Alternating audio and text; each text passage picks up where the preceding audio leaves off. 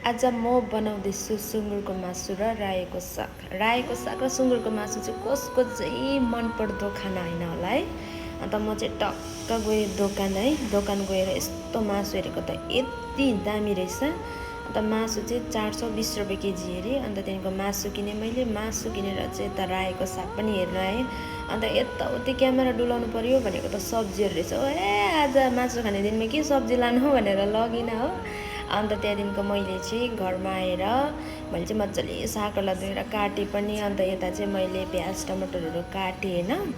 अन्त यता चाहिँ मैले कुकरमा सिटी पनि लगाएँ। सुँगुरको मासुलाई 4 सिटी लगाइदिएँ हो। यसरी सिटी लगायो भने चाहिँ नरम हुन्छ नि त, अलिक दर्रो हुँदैन। अन्त त्यहाँदेखिको मैले टक्क तेल हालेर खोर्सानी पनि हालेँ। खोर्सानी हालेर प्याज पनि हालेँ। अन्त त्यहाँदेखिको प्याज हालेर चाहिँ यसलाई मजाले मिक्स गर्नु थालेँ।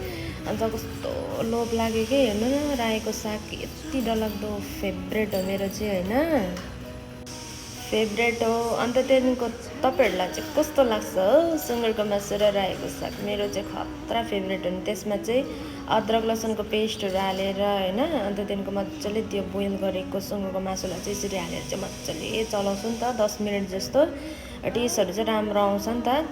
अन्त कस्तो खानु मन लागिरहेको थियो क्या, कति काम गर्नु हो, यसो खानु पनि पऱ्यो नि। अब सेलेरीको पहिलो दिन पनि हो होइन। अब खानै पऱ्यो। हेर्नुहोस् त आमा मुखभरि पानी आइसकेको थियो नि मलाई त। अन्त त्यहाँदेखिको मैले चाहिँ यसमा हाल्दैछु नुन हाल्दैछु।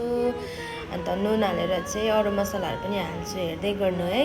अन्त मैले चाहिँ यसमा नुन हालिसकेर चाहिँ हर्दी हाल्दैछु। हल्दी हालेर चाहिँ त्यहाँदेखिको मैले चिली पाउडर हाल्दैछु। चिली पाउडर हालेर यो मैले पोर्क मसला ल्याएको थिएँ नि त, अन्त पोर्क मसला पनि हाल्दैछु है।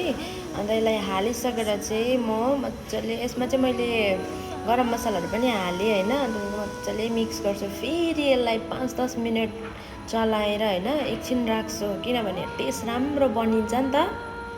अदरक लसुनको पेस्ट अलिक ज्यादा पनि हालेको छु, त्यसले चाहिँ एकदम राम्रो टेस्ट दिने गर्दछ नि त। आहाहा मुखभरि थुकाइसक्यो मलाई त। अन्त त्यहाँदेखिको लास्टमा चाहिँ म यसरी टमाटर हाल्छु। अन्त त्यहाँदेखिको यसलाई चाहिँ मजाले मिक्स गरेर यसलाई फेरि पनि 10 मिनट जस्तो पकाउँछु, किनभने है स्पेसल चाहिँ त अलिक स्पेसल गरेर बनाएर खानु पऱ्यो नि त। अन्त लास्टमा चाहिँ म मासुहरू पाकिसकेर चाहिँ साग हाल्छु नि त। साग हालिसकेर चाहिँ यसलाई मजाले चलाउँदैछु। बनाउँदा सागले गर्दा त 1 कराई पो भएछ हौ, त्यस्तो बेसी चाहिँ छैन, 2 टाइमसम्म हुन्छ। त मैले चाहिँ भेनालाई पनि बोलाएको थिएँ होइन, भेना चाहिँ ड्युटीमा हुनुहुन्छ भन्दै थियो।